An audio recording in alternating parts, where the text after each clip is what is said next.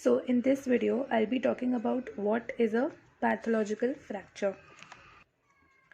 Now, a fracture is termed pathological when it occurs in a bone made weak by some disease. What this means is that when a fracture is caused by an underlying disease which has made the bone weak, it is called as a pathological fracture. Now, the causes.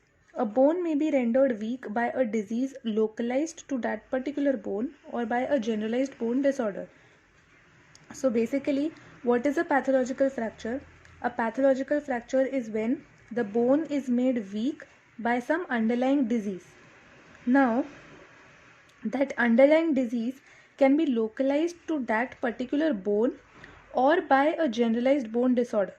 So basically what this means is that the disease which has made the bone weak can be either localized to a particular bone, or it can be a generalized bone disorder in the body. Now further ahead, I will be discussing some of the causes of pathological fractures. Osteoporosis, if we see, is the commonest cause of pathological fracture. Now what does osteoporosis do? Osteoporosis is, in simpler terms, meaning a reduction of the bone density. So osteoporosis, obviously if there is reduction in the bone density, it will make the bone weak and ultimately result in a pathological fracture. The bones most often affected are the vertebral bodies. Okay, so thoracic and lumbar vertebral bodies are the most commonly affected ones. Other common fractures associated with osteoporosis are fracture of the neck of the femur and Colles fracture. Now, as I said, these are causes of pathological fractures. So we have different causes. Localized. Under localized, we have inflammatory, we have neoplastic, miscellaneous. Generalized. So under generalized, we have hereditary, acquired, okay, and again we have miscellaneous. So let us first start with localized diseases. So localized diseases, first is inflammatory. So we have pyogenic osteomyelitis and tubercular osteomyelitis, which can again lead to weakening of the bone and result in a pathological fracture.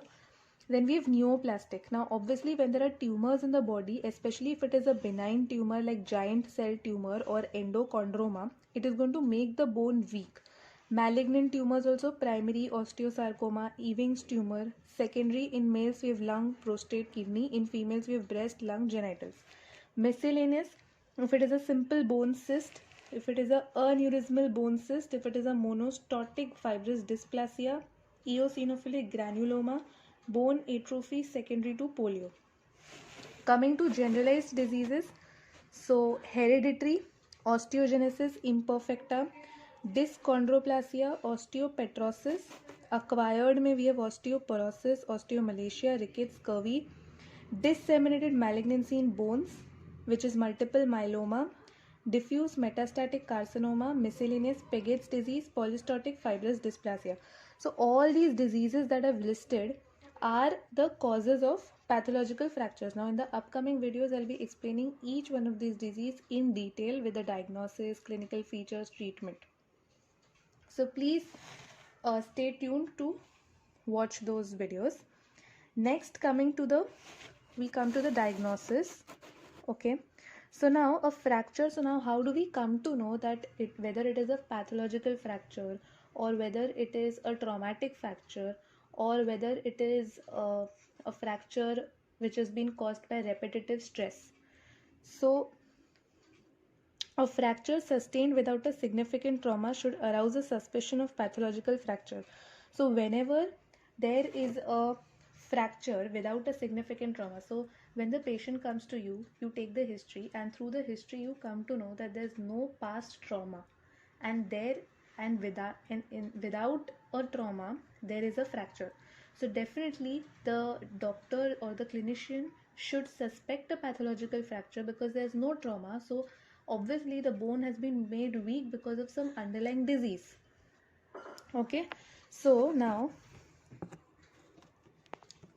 often the patient, when directly questioned, admits to having suffered from some discomfort in the region of the affected bone for some time before the fracture. So the next thing that we come to is treatment. Now, treatment of a pathological fracture consists of detecting the underlying cause of the fracture. So, it is important for us to know that what is the underlying disease that has made the bone weak and has resulted in a pathological fracture. Second point, making an assessment of the capacity of the fracture to unite based on the nature of the underlying disease. So we try to evaluate the prognosis, we try to assess the capacity of the fracture to unite, we see if the fracture can heal based on the nature of the underlying disease. So how severe the disease is, we can on the basis of that predict the ability of the fracture to unite. So now a fracture in a bone affected by a generalized disorder like Paget's disease or osteogenesis imperfecta or osteoporosis is expected to unite with conventional methods of treatment.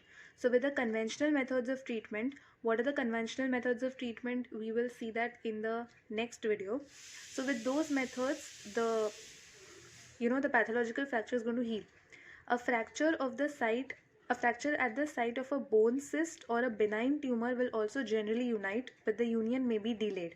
So whenever there's a bone cyst or a benign tumor, it in most of the cases it generally unites, but the union may be delayed.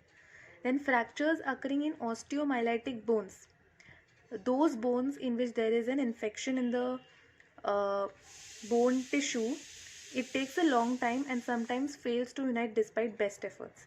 Fractures through metastatic bone lesions often do not unite at all. Union may occur if the malignancy has been brought under control with chemotherapy or radiotherapy.